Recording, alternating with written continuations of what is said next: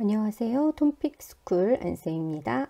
네, 한국사회 2의 심화 마지막 20과입니다. 범죄와 법을 살펴보겠습니다. 범죄와 형벌에는 어떤 것이 있을까?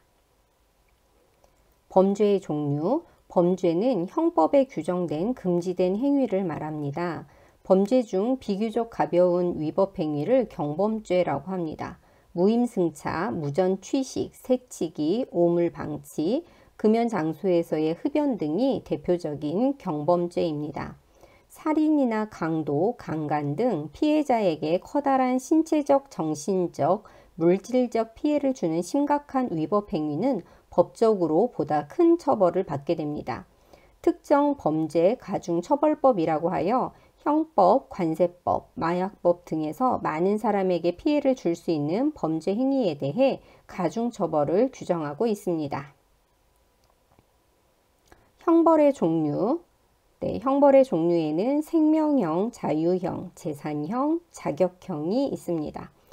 이 중에서 생명형은 생명을 박탈하는 형벌로 흔히 사형이라고 합니다. 자유형은 일정 기간 교도소에 갇혀 있도록 하여 자유를 빼앗는 형벌입니다.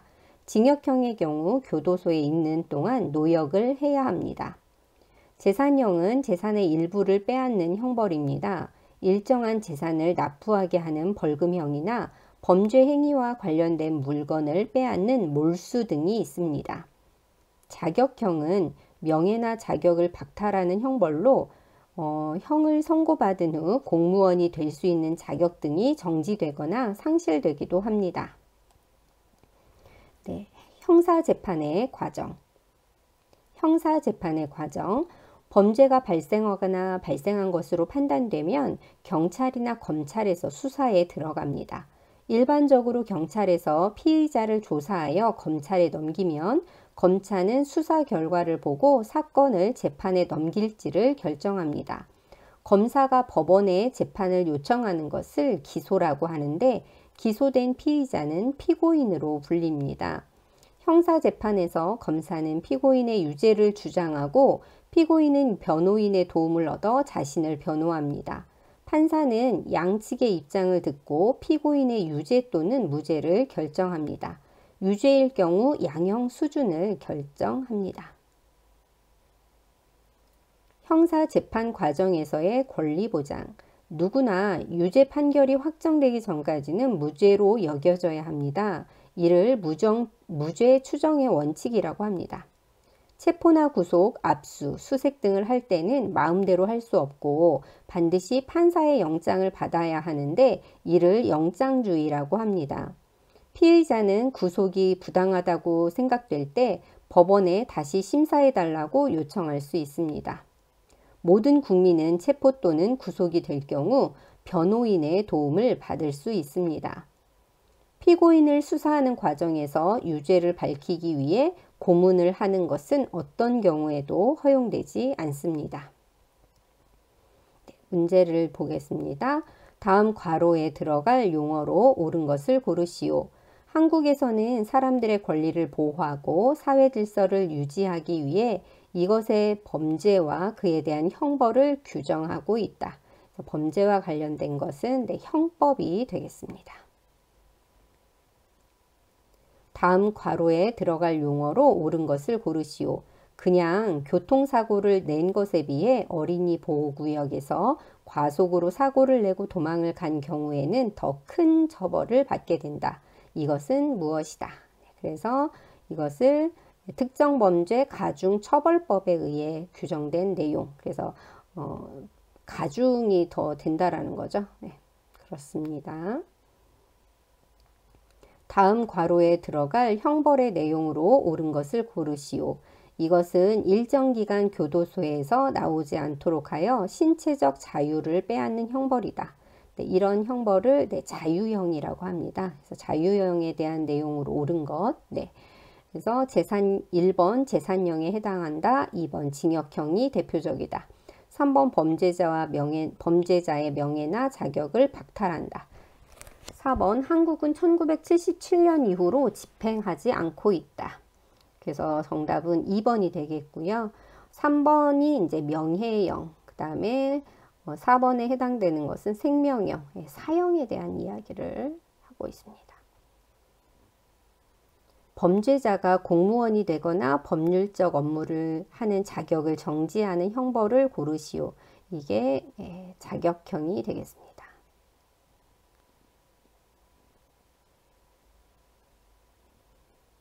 다음 가나에 차례대로 들어갈 용어로 옳은 것을 고르시오. 범죄를 저지른 것으로 의심을 받는 사람을 가라고 한다. 이에 대해 검사가 판단하여 법원에 재판을 요청하는데 이를 나라고 한다.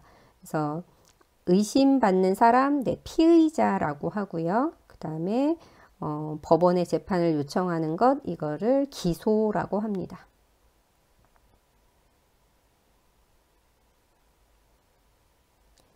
다음에서 가나에 대한 설명으로 옳은 것을 고르시오. 범죄가 발생하거나 발생한 것으로 판단되면 경찰이나 검찰에서 수사에 들어간다. 이때 범죄를 저지른 것으로 의심받는 사람을 가라고 한다. 검사는 수사 결과를 보고 판단하여 법원에 재판을 요청하는데 기소된 가를 나라고 한다. 판사는 나의 유무죄 여부와 유죄일 경우 양형 수준을 결정한다. 그래서 가는 이제 피의자가 되고요. 나는 피고인이 됩니다. 그래서 옳은 것을 보면 4번이 되겠고요. 가는 이제 피의자라고 했고요. 그 다음에 나가 이제 민사소송이 아니라 형사소송이 됩니다. 경찰이나 검찰이 체포하거나 구속하게 됩니다. 다음에서 제시된 원칙에 대한 설명으로 옳은 것을 고르시오. 어떤 경우라도 유죄 판결이 확정되기 전까지는 무죄로 여겨져야 한다. 이것을 무죄 추정의 원칙이라고 합니다. 이것에 대한 설명 볼까요? 1번 영장주의를 가리킨다. 2번 범죄와 형벌은 미리 법률로 정해야 한다는 원칙이다. 3번 피의자나 피고인의 권리를 보장하기 위한 원칙이다. 4번 유죄 판결을 받더라도 형을 집행하지 않아야 한다는 원칙이다. 그래서 무죄 추정의 원칙은 3번이 되겠습니다. 영장주의란 체포, 구속, 압수, 수색할 때 판사의 영장을 받아야 한다는 거고요. 2번의 경우를 죄형 법정주의라고 합니다. 다음에서 제시된 사례에 대한 조언으로 가장 적절한 것을 고르시오. 억울하게 누명을 쓰고 체포를 당하게 되었어요. 이제 곧 재판으로 넘겨진다고 하는데 저는 법도 잘 모르고 돈도 없어서 법률 자문을 받기도 어렵네요. 어떻게 하면 해결하면 좋을까요? 그래서 이제 피고인의 권리를 존중하기 위한 제도죠. 그래서 이거는 3번 변호인을 선임할 수 있다는 그래서 그런 원칙이 되겠습니다. 구술형 문제입니다. 다음 글을 읽고 아래의 질문에 대답하여 봅시다. 형벌은 범죄자에 대해 국가에서 부과하는 처벌을 말한다. 한국에서는 크게 4가지 종류의 형벌이 있다.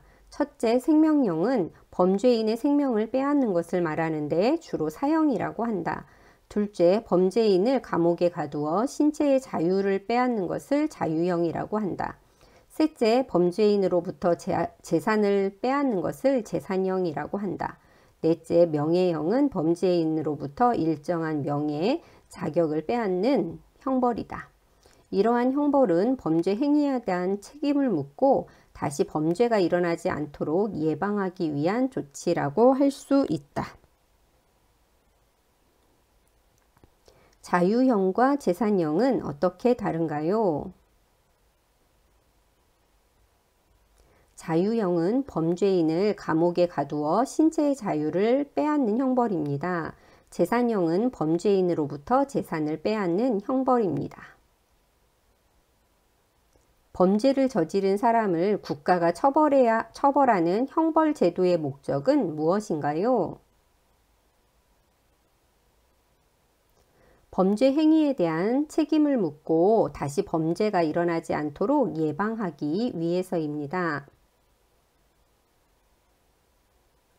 형벌의 목적을 고려할 때 사형제도의 유지와 폐지 중 어느 쪽이 더 좋다고 생각하나요? 형벌의 목적은 범죄 행위에 대한 책임을 묻고 다시 범죄가 일어나지 않도록 예방하는 것이기 때문에 범죄인의 생명을 빼앗는 사형제도는 옳지 않다고 생각합니다. 장문형 문제입니다. 다음 내용을 포함하여 피고인의 인권보장이라는 제목으로 글을 쓰시오. 피고인이란 누구를 가리키나요? 무죄 추정의 원칙은 무엇인가요? 이 원칙이 필요한 이유는 무엇인가요? 피고인의 권리를 보호하기 위해 한국에는 어떤 제도가 마련되어 있나요?